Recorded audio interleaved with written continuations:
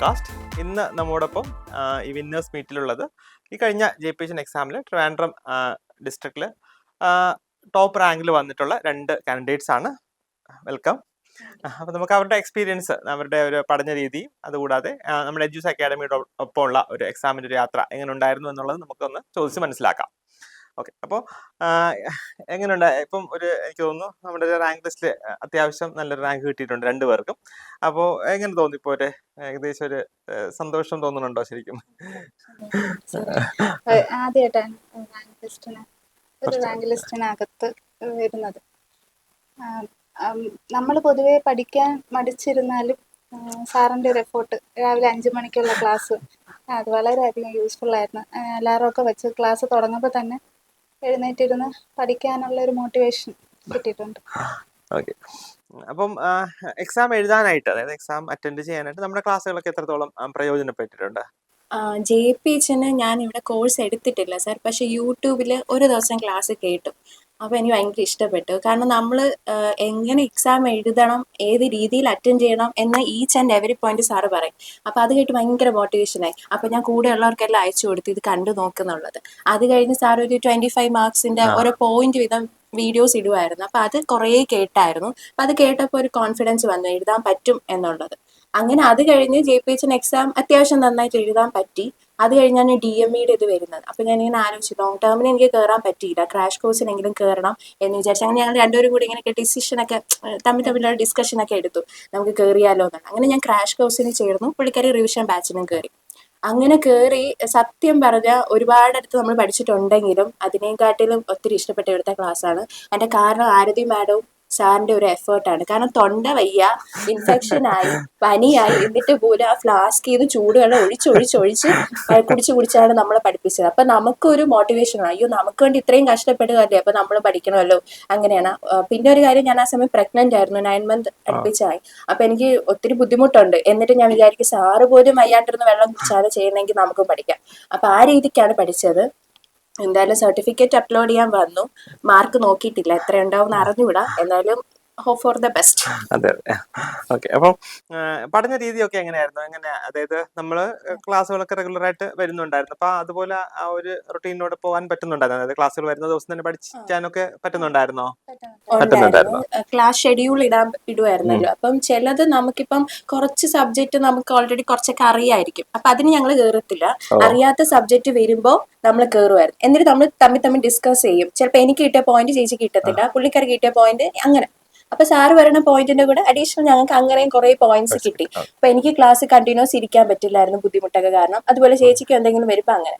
അപ്പം അങ്ങനെയൊക്കെ നമ്മൾ അങ്ങോട്ടും ഇങ്ങോട്ടൊക്കെ ഡിസ്കസ് ചെയ്താണ് നമ്മൾ കൂടുതലും പഠിച്ചത്. കേൾക്കാൻ പറ്റാത്ത ക്ലാസ് ഞാൻ കേട്ടിട്ട് പറഞ്ഞു. അതെ, ഒരു ഡിസ്കഷൻ, അതായത് നമ്മുടെ ക്ലാസ്സുകൾ ഉണ്ടായിരുന്നത് കൂടാതെ ഒരു ഡിസ്കഷൻ, ഒരു സെഷൻ കൂടെ നിങ്ങൾ തമ്മിലുണ്ടായിരുന്നു. കുറച്ചും കൂടെ മെമ്മറൈസ് ചെയ്യാൻ എളുപ്പമായിരുന്നു. നമ്മൾ മറന്നു പോകുന്ന പോയിന്റ്സ് ഒക്കെ അങ്ങനെ അങ്ങോട്ടും ഇങ്ങോട്ടൊക്കെ വിളിച്ച് സംസാരിച്ചൊക്കെ നമുക്ക് കുറെ കൂടെ പോയിന്റ്സ് ഒക്കെ കിട്ടി. പിന്നെ സാറിന്റെ ക്ലാസ് അതൊന്നും പറയാനില്ല, നോട്ട്സ് ഒക്കെ നല്ലതായിരുന്നു. മാരത്തോൺ റിവിഷൻ ഒക്കെ അങ്ങനെ എത്രത്തോളം എഫക്റ്റീവ് ആയിരുന്നു? മാരത്തോൺ റിവിഷൻ നമുക്ക് ക്ലാസ് കേൾക്കുമ്പോൾ നമ്മൾ സ്ക്രീൻഷോട്ട് എടുത്ത് വെച്ച് സ്പീഡ് കുറച്ചുണ്ടായിരുന്നു. ആദ്യമൊക്കെ നമുക്ക് ഇത് ചെയ്യാൻ ബുദ്ധിമുട്ടായിരുന്നു. പിന്നെ നമ്മൾ സ്ക്രീൻഷോട്ട് എടുത്ത് വെച്ചിട്ട് പിന്നെ നോക്കും. സ്ക്രീൻഷോട്ട് എടുക്കാൻ പറ്റുമായിരുന്നു നോട്ട്സ് ഒക്കെ. പിന്നെ റിവിഷൻ ബാച്ചിൽ ചേർന്നപ്പോൾ നോട്ട്സ് അല്ലാതെ അപ്പൊ അത് ഹെൽപ്ഫുൾ ആയിരുന്നു. കാരണം നമ്മൾ പഠിച്ചിറങ്ങിയിട്ട് കുറച്ച് നാളായല്ലോ, അപ്പോൾ ഓൾറെഡി നമുക്ക് അതെല്ലാം വിട്ടിരിക്കുവാണ്. അപ്പൊ ഇങ്ങനെ ഒരു ക്രാഷ് കോഴ്സിന് കയറുമ്പോൾ നല്ല ടെൻഷൻ ഉണ്ടായിരുന്നു, എങ്ങനെ ഇതെല്ലാം കവർ ചെയ്ത് കിട്ടുമെന്നുള്ളത്. പക്ഷെ സാറിന്റെ ക്ലാസ്സും മാഡത്തിന്റെ ക്ലാസ്സും നമുക്ക് ഓരോ പോയിന്റ് എടുത്തെടുത്ത് പറഞ്ഞു തന്നോട് നല്ല എളുപ്പമുണ്ടായിരുന്നു. പിന്നെ അതിന്റെ കൂടെ നമ്മളും കൂടെ വായിച്ചപ്പോൾ കുറേയൊക്കെ അതിൽ എനിക്ക് എടുത്തു പറയേണ്ട റിസർച്ചാണ്. ഒന്നും അറിഞ്ഞുകൂടായിരുന്നു റിസർച്ച്, കാരണം പഠിച്ച സമയത്തും പാടായിരുന്നു റിസർച്ച്. പക്ഷേ സാറ് വന്നിട്ട് വേറെ 4 ക്ലാസ് കൊണ്ട് റിസർച്ച് അത്ര എളുപ്പമാക്കി തന്നു. അതിൽ ഓരോ പോയിന്റും ഈവൻ സ്റ്റാറ്റിസ്റ്റിക്സ് ആയാലും നല്ല എളുപ്പത്തിൽ പറഞ്ഞായിരുന്നു. അപ്പൊ അത് എക്സാമിന് നമുക്ക് ഒത്തിരി ഹെൽപ്ഫുൾ ആയിരുന്നു. നമ്മൾ എക്സാമിന് കയറുന്ന സമയത്തും അതാണ് പറഞ്ഞോണ്ട് പോയത്.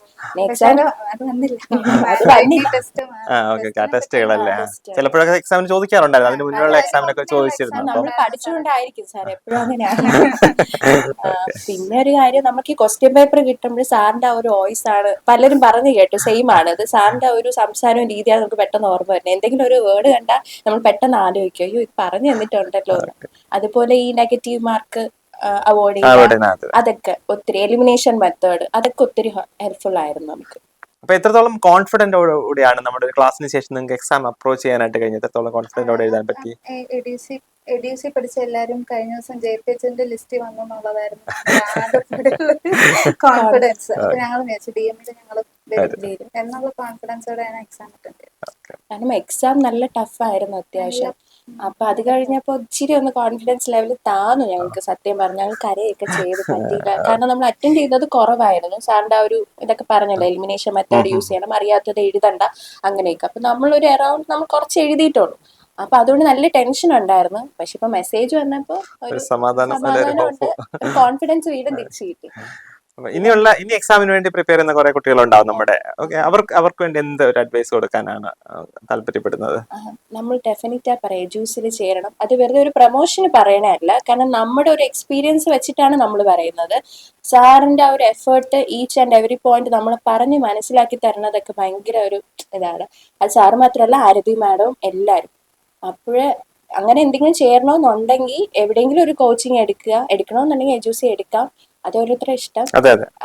എന്നാലും നല്ലൊരു കൃത്യനിഷ്ഠയോടെയാണ് ഇവർ പഠിപ്പിക്കുന്നതും. എസ്പെഷ്യലി മാരത്തോൺ റിവിഷൻ ഒക്കെ ഒത്തിരി എഫക്റ്റീവായി. അപ്പൊ മെയിൻ പോയിന്റ്സ് മാത്രം കേട്ട് പോകുമ്പോൾ വാരി വലിച്ച് പഠിക്കുന്നതിനെക്കാട്ടിലും സാർ ഇമ്പോർട്ടന്റ് പോയിന്റ് സ്ട്രെസ് ചെയ്താണ് പഠിക്കുന്നത്. അപ്പൊ അത് നമുക്ക് എഫക്റ്റീവ് ആണ്. പിന്നെയുള്ള എക്സാമിനായാലും ഈവൻ എനിക്ക് തോന്നുന്നു യൂട്യൂബ് ക്ലാസ് പോലും നല്ല ബെനിഫിറ്റ് ആണ്. ഇപ്പൊ ചിലവർക്ക് ഫിനാൻഷ്യലി പുറകോട്ട് നിൽക്കുന്നവർക്ക് കയറാൻ പറ്റിയില്ലെങ്കിൽ യൂട്യൂബ് വീഡിയോസ് കണ്ടാൽ പോലും ഈവൻ നല്ല ഹെൽപ്ഫുൾ ആണ്. സാറിനൊക്കെ പക്ഷെ സത്യം പറഞ്ഞാൽ DME എക്സാം കഴിഞ്ഞ് ഇറങ്ങിയത് ആദ്യം കണ്ട സാറിനെയാണ്. എനിക്ക് ഫേസ് ചെയ്യാൻ ഭയങ്കര ബുദ്ധിമുട്ടായിരുന്നു. കാരണം എക്സാം പാടാണ്. മുന്നിൽ ചെന്ന് ചാടി ഉറപ്പായിട്ട് ചോദിക്കും എങ്ങനെ ഉണ്ടായിരുന്നു എന്ന്. അതുകൊണ്ട് ഞാൻ കാണാതെ പിറകിലോട്ടാണ് പോയത്.